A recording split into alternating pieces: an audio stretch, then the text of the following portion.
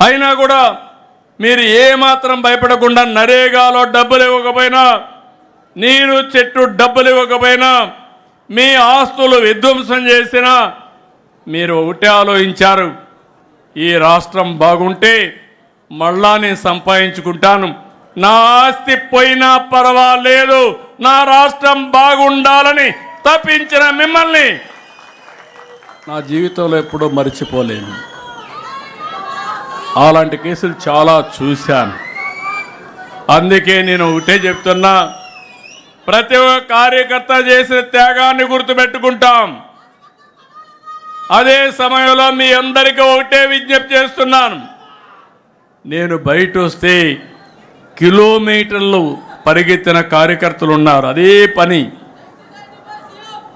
ఓసారి ఎన్నో ఇబ్బందులు క్రియేట్ చేసినా, ఇండల్లో ఉండడానికి వీలు లేకపోయినా పార్టీ కోసం పనిచేశారు. ఎన్నో కేసులు పెట్టారు. మా తమ్ముడు చెప్తున్నాడు, తప్పకుండా 95 సీఎంగానే ఉంటా, మీకు డౌట్ ఏం అవసరం లేదు,